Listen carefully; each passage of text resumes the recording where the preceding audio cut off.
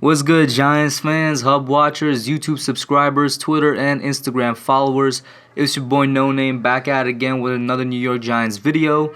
This kind of a little bit late, but I want to talk about Tristan Wirfs, how he did at the Combine.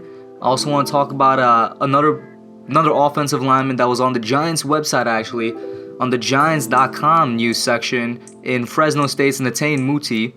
Sorry if I'm mispronouncing that or butchering that a little bit, but I really want to talk about Tristan Wirfs because obviously there's reports out there saying that the Giants are in love with Tristan Wirfs. You know, I think I pretty much made a video on that. You could find it anywhere online. And with such an impressive combine that he gave, one of the most impressive amongst the offensive linemen, you know, if not the most impressive, he's sure to jump up a couple teams' charts, if not every team's charts.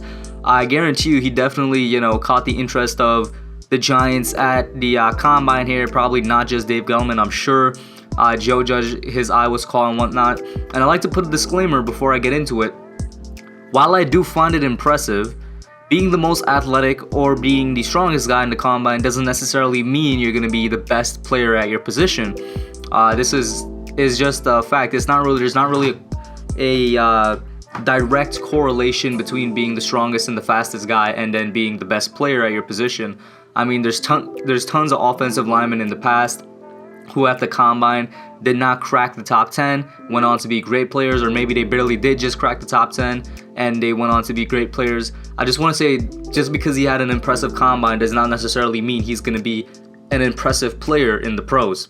Just a quick disclaimer, and when I got out of the way, let me get into gushing about this guy real quick. Listen, I was not that big of a fan of Tristan Wirfs, and I personally thought he was like the 4th or 5th best offensive lineman in the draft. My rankings, you guys already know, it went Andrew Thomas, Jedrick Wills, Mekhi Becton, Tristan Wirfs. So I had Wirfs, you know, at the 4th best, which is not at all bad. He's still in that top 5. After this, I gotta admit, he jumped up a little bit for me. He's now past Jedrick Wills for me. And those of you who love Jedrick Wills, I'm sorry. Don't mean to offend anybody. Not Jedrick Wills, Mekhi Becton, my bad.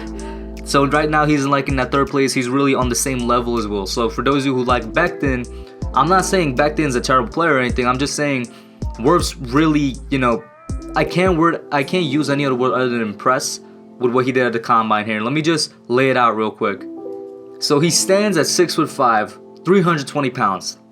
At that size, he ran a 40-yard dash of 4.85 seconds. That's around the time that tight ends be running, around the time that some defensive linemen, you know, defensive ends be running and stuff like that. Offensive linemen are not supposed to run a 40-yard dash that fast. I'm pretty sure he was the fastest this year. Not sure over history, you know, who's the fastest 40-yard time, but we're only concentrating this year, so it don't really matter. So he impressed there. Then he went into his vertical jump where he did set a record for offensive linemen. He had 36.5 inches at the vertical jump. That is absolutely crazy. No offensive lineman, that has never been done before. So he shows the explosiveness. He showed the speed. He showed the explosiveness. Then at the broad jump, he recorded a 10 foot and 1 inch broad jump, tying Colton Miller's Combine record for an O-lineman. So he basically set a record there too. So he was the fastest offensive lineman this year. I'm pretty sure he's going to be in there for, you know, of all time at the Combine. And then he's top 2 at the vertical and at the broad jump. That's impressive no matter what way you look at it, all right? Especially for a guy at his size. And a lot of people, you know, are kind of questioning, how is it possible? How is he doing this? Well, it's something that I actually forgot to mention in my video about Tristan Wirfs. It's because he's a wrestler. A lot of people don't notice, and I mean, it's not like it's a hidden fact or anything, you know. It's very much out there that he's a wrestler. He's a wrestler at the amateur level at Iowa, and he's a good wrestler at that. He's obviously in like the heavyweight class, in that 225 and above heavyweight class. I don't know if there's a difference in weight classes from high school to college, but for those of you who don't know, I was actually a wrestler in my high school, and it's not like it was some rinky-dink program. I went to my high school. I'm not gonna give you guys the name because there's crazy people out there and I don't want anybody to find me, but let me put it this way: we were consistently city champs in the city in New York City, and we also always made state championships. So we were a very good wrestling team. I had the privilege and honor of being a part of it. I know the work that goes into being a wrestler, that goes into be a championship wrestler. Being a wrestler is not easy, and a lot of the skills and a lot of the, you know, the things you do to your body, you know, to prepare yourself for, you know, getting on the mat, a lot of that transfers well over to football. There was a good amount of guys on our team that were also football players, because wrestling it's all about your core strength and your lower body strength, and that's where a lot of Tristan Wirfs' weight is. It's a lot of it is in his quads, in his glutes, you know, basically in that lower body area. He's not really that fat, he's just muscular. If you look at this guy, the way he's built bottom heavy. Very similar to like a Saquon Barkley. Saquon, most of his weight is in his quads. It's what allows him to get a low center of gravity. And getting back to that low center of gravity, that's why Tristan Wirfs is so explosive. I mean, his best muscles are in his legs, and that comes from wrestling. In wrestling, if you could get lower than your opponent, you basically won the match. So that allows, you know, his low center of gravity helps with that, and that's where he's working at his legs and whatnot. Allows for him to get that vertical jump, allows for him to get that broad jump, allows for him to put his foot into the ground and run as fast as he can to get that 40-yard dash time. Tristan Wirfs' skills as a wrestler, I'm sure, will help him, you know, become a good offensive lineman. I don't know if he's going to be great, but I'm definitely sure it's what helped him be one of the best offensive linemen in this year's class. And I can't believe I forgot to mention that in my last video about him, but even that, you know, maybe that's a little bit biased from me now. I liked his combine, but the fact that I learned that now he was also a wrestler, I definitely like him a bit more now. But Wirfs, no matter what way you look at it, very impressive combine. He's definitely going to jump up a couple of people's boards. I still don't think he's worth the 4th overall pick, but I have a feeling that the Giants are going to take him now, whether it's in the 1st round, whether by some way he slips to the 2nd round, whether we trade down and we get him, whatever the case is, I think we're going to take Tristan Wirfs. I just think we are, because we need offensive tackle. The reports have been out there, and it's not like he's a bad choice. He's not the worst choice, but I still don't think he's the best choice. He could be good for all we know.